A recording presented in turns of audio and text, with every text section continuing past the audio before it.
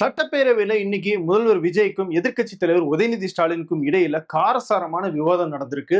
எதிர்க்கட்சி தலைவர் உதயநிதி ஸ்டாலின் ஒரு முக்கியமான கேள்வி கேட்டாரு. அவர் மட்டும் கிடையாது, மற்ற எதிர்க்கட்சிகளும் ஏன் தாவேக்கானுடைய தோழமை கட்சிகளுமே கூட அந்த கேள்வியை கேட்டாங்க. ஆனா கடைசி வரைக்கும் முதல்வர் கிட்ட இருந்தோ இல்ல மத்த அமைச்சர்கள் கிட்ட இருந்தோ அந்த கேள்விக்கு பதில் வரவே இல்லை. அது என்ன கேள்வி? அந்த கேள்வியை நம்ம அவ்வளவு ஈஸியா கடந்து போயிட முடியுமா அப்படிங்கறத பத்தியும், இன்னைக்கு சட்டமன்றத்துல வேற என்னெல்லாம் நடந்துச்சு அப்படிங்கறத பத்தியும் தான் இந்த வீடியோல பார்க்க போறோம். இது டிகோட் பை வெங்கட்.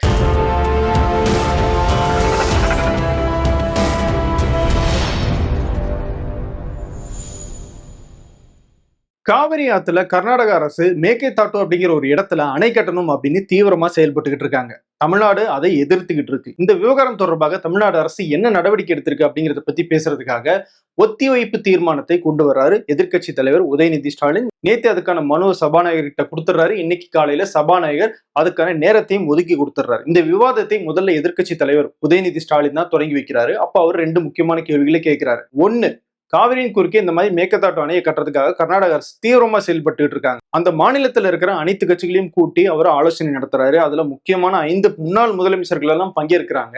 அது மட்டும் இல்ல மத்திய அமைச்சர்களை போய் சந்திச்சு வலியுறுத்துறாங்க. ஆனா தமிழ்நாட்டு பக்கம் ஏன் அனைத்து கட்சி கூட்டத்தை மட்டும் தாவேகா அரசு கூட்ட மாட்டேங்குது? அனைத்து கட்சி கூட்டம் கூட்டப்படுமா கூட்டப்படாதா? அதை கூட்டுறதுல உங்களுக்கு என்ன பிரச்சனை அப்படிங்கிறது தான் உதயநிதி ஸ்டாலின் எழுப்பின முதல் கேள்வி. ரெண்டாவது, இப்ப காவிரியில இருந்து சரியான அளவுல தமிழ்நாட்டுக்கு தண்ணி வரல.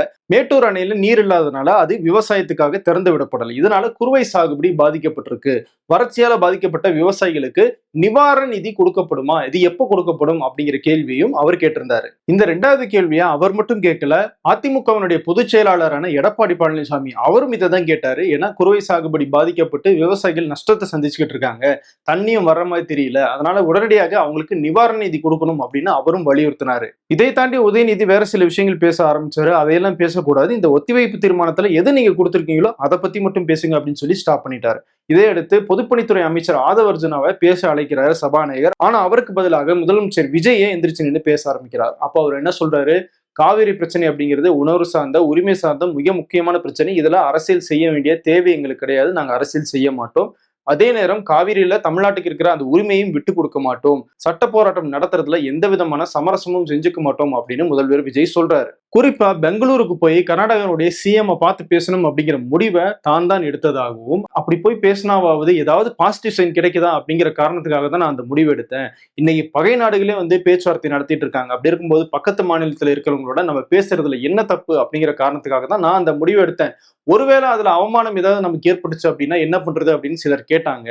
அப்படி ஒரு அவமானம் ஏற்பட்டாலும் தமிழகத்தினுடைய உரிமைக்காக நானே அந்த அவமானத்தை ஏத்துக்கிறேன் அப்படின்னு அவங்க கிட்ட நான் சொன்னேன் அப்படின்னு முதல்வர் விஜய் சொல்றாரு.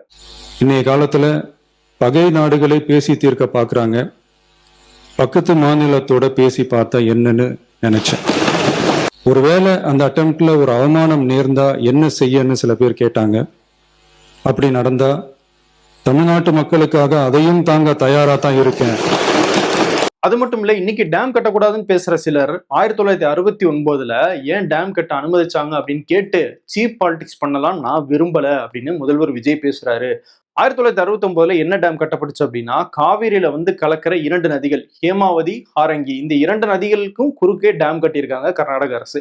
அந்த டேம் கட்டாம இருந்திருந்தாங்கன்னா கேஆர்எஸ்ல மிகப்பெரிய அளவுல தண்ணி சேர்ந்திருக்கும். அதனால எப்படியாவது தண்ணியை திறந்து விட்டே ஆகணும் அப்படிங்கிற கட்டாயத்துக்கு கர்நாடக அரசு தள்ளப்பட்டிருப்பாங்க.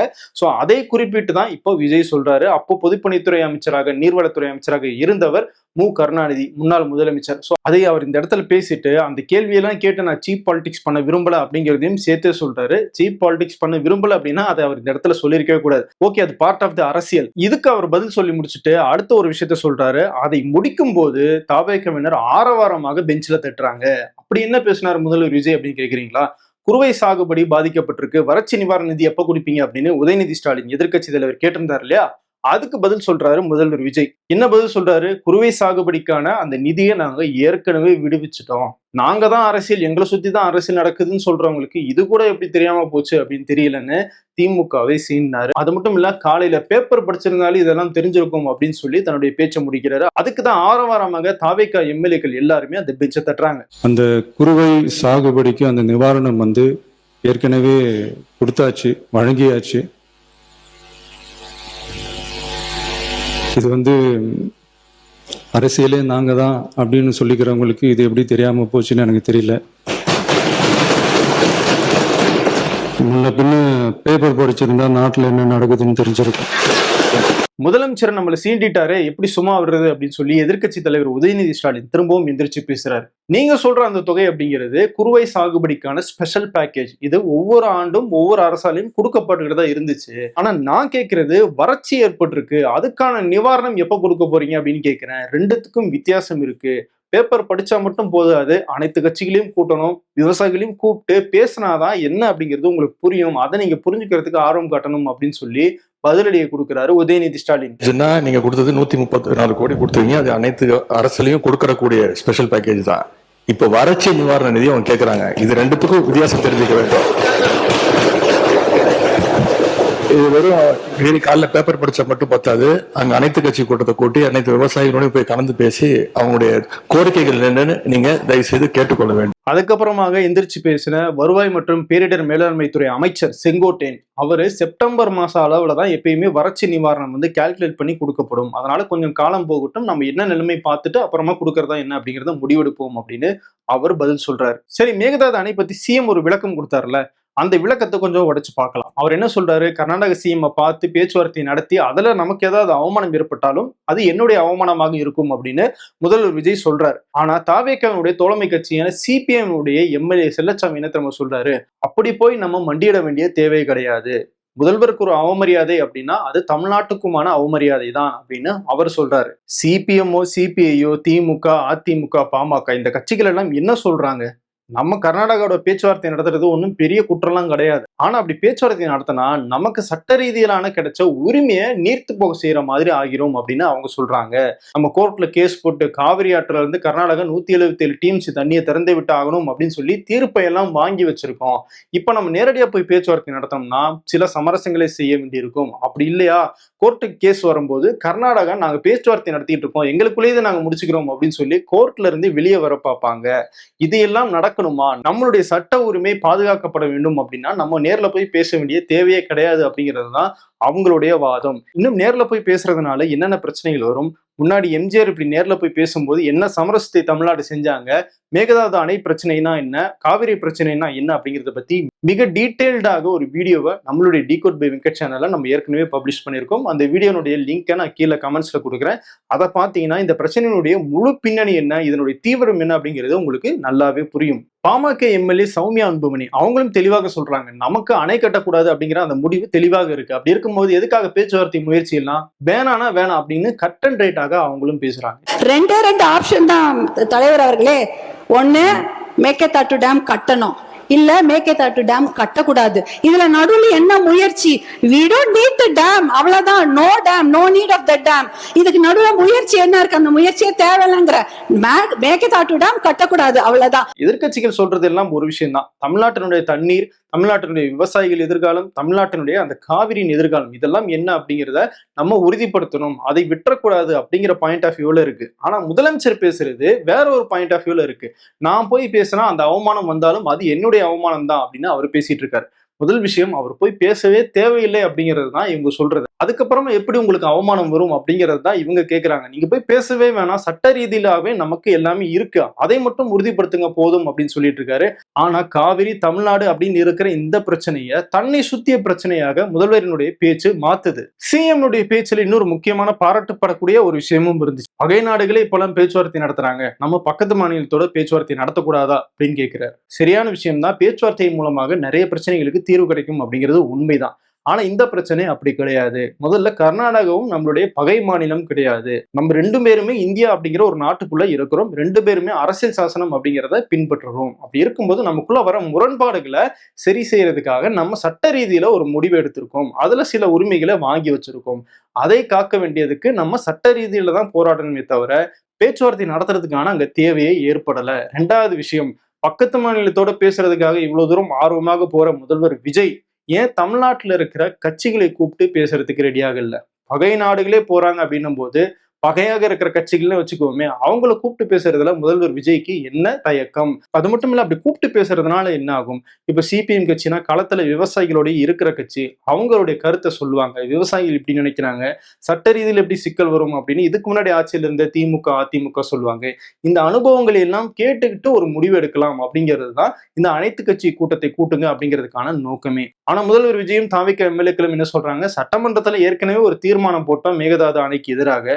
அப்படி இருக்கும்போது திரும்பவும் எதுக்கு ஒரு அனைத்து கட்சி கூட்டம் அப்படிங்கிற ஆங்கிள் அவங்க இந்த விஷயத்த அப்ரோச் பண்றாங்க. இந்த அனைத்து கட்சி கூட்டத்தை கூட்டுவீங்களா மாட்டீங்களா அப்படிங்கிற கேள்வியை திமுக அதிமுக சிபிஎம் சிபிஐ பாமகன்னு எல்லா கட்சிகளும் கேட்டாங்க. ஆனா கடைசி வரைக்கும் இன்னைக்கு அந்த ஒத்திவைப்பு தீர்மானத்துல இதுக்கு தாவேகா தரப்புல இருந்து எந்த விதமான பதிலும் வரவே இல்லை.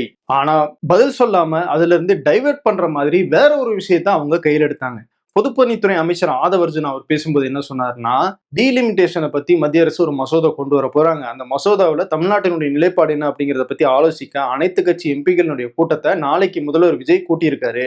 அந்த கூட்டத்துக்கு நீங்க வருவீங்களா அப்படின்னு பதில் சொல்லுங்க அப்படின்னு திமுகவை பார்த்து அவர் கேட்கிறாரு. அது மட்டும் இல்ல, மத்திய அரசு கொண்டு வர அந்த டீலிமிட்டேஷன் மசோதாவுக்கு நீங்க ஆதரிக்க போறதாக ஒரு தகவலும் வருதே அப்படின்னு வேற அதுல சேர்த்து பேசுறாரு. சபாநாயகர் ஜே.சி.டி. பிரபாகர் அதை தடுத்துடுறாரு. இல்ல, நீங்க தகவலாக வருது அப்படிங்கறதெல்லாம் நீங்க சொல்ல வேணாம், நீங்க என்ன சொல்லணுமோ அதை பத்தி சொல்லுங்க. இப்ப டீலிமிட்டேஷன் பத்தி அவர் கேட்டிருக்காரு, நீங்க பதில் சொல்லுங்க அப்படின்னு திமுக கிட்ட சொன்ன உடனே எதிர்க்கட்சி தலைவர் உதயநிதி ஸ்டாலின் எந்திரிச்சு பேசுறாரு. தொகுதி மறுவரையறை அப்படின்னு சொல்லப்படுற இந்த டீலிமிட்டேஷன் கொண்டு வரணும் அப்படின்னு மத்திய அரசு சொன்ன போதே முதல்ல எதிர்ப்பு தெரிவிச்சது திமுக தான். எங்களுடைய முதலமைச்சர் தான் தென் மாநிலங்களுடைய 5 முதலமைச்சர்களை கூப்பிட்டு வச்சு ஒரு கூட்டத்தை நடத்தினாரு. அந்த வகையில என்ன முடிவெடுக்கணும் அப்படிங்கிறது அவருக்கு தெரியும். அவர் யோசிச்சு ஒரு முடிவை அறிவிப்பார். நீங்க காவிரி பிரச்சனை மேகதாது பிரச்சனையில அனைத்து கட்சி கூட்டத்தை கூட்ட முடியுமா முடியாதா அப்படிங்கிற பதில மட்டும் முடிஞ்சா சொல்லுங்க அப்படின்னு சொல்லி உதயநிதி ஸ்டாலின் சொல்றாரு. ஆனா அதுக்கும் பதில் இல்ல. அமைச்சர் நிர்மல்குமார், அமைச்சர் ராஜ்மோகன் இவங்க எல்லாரும் டீலிமிட்டேஷனை பத்தியே தான் திரும்ப திரும்ப பேசுறாங்களே தவிர காவிரி பிரச்சனையில அனைத்து கட்சி கூட்டம் நடக்குமா நடக்காதா அப்படிங்கிறதுக்கான பதிலை சொல்லவே இல்லை. தொகுதி மறுவரையறை அப்படின்னா என்ன, அதுல தென் மாநிலங்களுக்கு ஏற்பட போற பாதிப்பு என்ன, மத்திய அரசு கொண்டு வந்த மசோதா என்ன அப்படிங்கறத பத்தி எல்லாம் ரொம்ப டீடைல்டாக ஒரு வீடியோ நம்ம ஏற்கனவே போட்டிருக்கோம். அந்த வீடியோனுடைய லிங்கையும் நான் கீழே கமெண்ட்ஸ்ல கொடுக்குறேன், பார்க்கலாம்னா அதை பாருங்க. அப்பதான் இதுக்கு பின்னாடி இருக்கிற தீவிரம் என்ன, வரப்போகிற ஆபத்து என்ன அப்படிங்கிறது உங்களுக்கு இன்னும் தெளிவாக புரியும். சரி, ஏன் இந்த டீலிமிட்டேஷன் பிரச்சனையை அவங்க எடுத்து பேசுறாங்க அப்படின்னா, ஒருவேளை திமுக இந்த முதலமைச்சர் ஆர்கனைஸ் பண்ற கூட்டத்துக்கு வரல அப்படின்னு பதில் சொல்லிட்டாங்க அப்படின்னா, பாத்தீங்களா தமிழ்நாட்டினுடைய நலன்ல திமுகவுக்கு அக்கறை இல்லை அப்படிங்கிற ஒரு நரேட்டிவை உருவாக்க முடியும். அப்போ அந்த கூட்டத்துக்கு வராதவங்க எங்களை எப்படி காவிரி கூட்டத்தை கூட்டணும் அப்படின்னு சொல்லி இங்க கேட்க முடியும் அப்படிங்கிற ஒரு பதில் கேள்வியும் கேட்கலாம். சோ இந்த 2 காரணங்களுக்காக இந்த டீலிமிட்டேஷன் அப்படிங்கிற பிரச்சனையை தாவேகா தரப்புல இருந்து எடுக்கிறாங்க. ஆனா நம்ம இது ரிவர்ஸாகவும் தாவேகா நோக்கியும் கேட்கலாம். திமுக டீலிமிட்டேஷன் கூட்டத்துல பங்கேற்பாங்களா மாட்டாங்களா, அதுக்கு பதில் சொல்லுங்க அப்படின்னு இந்த தாவேகா எம்எல்ஏக்கள் அமைச்சர்கள் கேட்கிறாங்க. ரைட், இப்ப அதே கேள்வியை வச்சு நம்ம என்ன கேட்கலாம் அப்படின்னா, நீங்க டீலிமிட்டேஷனுக்கு ஒரு கூட்டம் நடத்த ரெடியாக இருக்கீங்க, அப்படி இருக்கும்போது ஏன் காவிரி மேகதாது பிரச்சனை பத்தி கூட்டம் நடத்துறதுக்கு உங்களால முடியல, ஏன் அதை செய்ய மாட்டீங்க அப்படின்ற கேள்வியை ரிவர்ஸாகவும் தாவேகா நோக்கியும் கேட்கலாம். இதுக்கு முன்னாடி ஆட்சி செஞ்ச திமுகவோ அதிமுகவோ காவிரி பிரச்சனையில தவறுகள் செஞ்சிருக்கலாம்.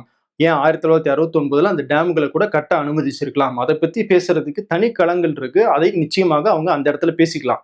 ஆனா இது காவிரியில மேகதாது அணை கட்டுறது தொடர்பான தனியான ஒரு ஒத்திவைப்பு தீர்மானம். இதுல பதிலளிக்கும் போது முதலமைச்சரோ இல்ல அரசாங்கமோ ஒரு தெளிவான வெளிப்படையான பதிலை கொடுக்க வேண்டும் அப்படிங்கிறது மக்களுடைய எதிர்பார்ப்பு. ஆனா இன்னைக்கு தொகுதி மறுவரையறை அப்படிங்கிறத ஒரு டைவர்ஷன் பாலிடிக்ஸாக இன்னைக்கு எடுத்து சட்டமன்றத்துல பேசியிருக்காங்க. இதை அவங்க மாத்திக்கணும் அப்படிங்கிறது தான் நம்மளுடைய விருப்பம். இந்த மாதிரியான டைவர்ஷன் டாக்டிக்ஸை திமுகவோ அதிமுக கூட முன்னாடி பண்ணியிருக்கலாம். ஆனா நீங்க அதை பண்ணக்கூடாது அப்படின்னு தான் மக்கள் உங்களுக்கு ஓட்டு போட்டாங்க. ஆனா நீங்களும் அதே பண்றது எப்படி சரியாகும் அப்படிங்கறத நம்மளுடைய கேள்வி. இன்னொரு பக்கம் நீர்வளத்துறை அமைச்சர் ஆனந்த் அவரு இந்த காவிரி விவகாரத்துல எவ்வளவு தண்ணீரை கர்நாடகா திறந்து விட்டுருக்காங்க, இன்னும் எவ்வளவு தர வேண்டி இருக்கு, சட்ட ரீதியில என்ன மாதிரியான நடவடிக்கைகள் எடுக்கப்பட்டிருக்கு அப்படிங்கிறது எல்லாம் தன்னுடைய உரையில லிஸ்ட் பண்ணி பேசியிருக்காரு. ஆனா கடைசி வரைக்கும் அவரும் அந்த அனைத்து கட்சி கூட்டம் கூட்டப்படுமா அப்படிங்கிற கேள்விக்கு பதில் சொல்லாமையே தன்னுடைய பேச்சை முடிச்சிட்டாரு. ஓகே, இன்னைக்கு சட்டமன்றம் இப்படி முடிஞ்சிருக்கு. தொடர்ந்து சட்டமன்ற நிகழ்வுகள், தமிழ்நாடு அரசியல், சர்வதேச அரசியல், இந்திய அரசியல் அப்படின்னு பல்வேறு தளங்கள்ல decode by Venkat channel cover பண்ணிக்கிட்டு இருக்கு. நம்மளுடைய வீடியோஸ் உங்களுக்கு பிடிச்சிருக்கு, புதுசா நம்ம சில விஷயங்கள் சொல்றோம் அப்படிங்கறத நீங்க ஃபீல் பண்ணீங்க அப்படின்னா என்னுடைய சேனலுக்கு சப்ஸ்கிரைப் பண்ணுங்க. குறிப்பா வீடியோஸை லைக் பண்ணி ஹை பட்டன் கிளிக் பண்ணுங்க. அது அல்காரிதம் மூலமாகவே ஆட்டோமேட்டிக்கா யூடியூபை நம்ம வீடியோவை எடுத்துட்டு போய் சேர்க்கறதுக்கு உதவும். அடுத்த வீடியோல சந்திக்கலாம். நன்றி.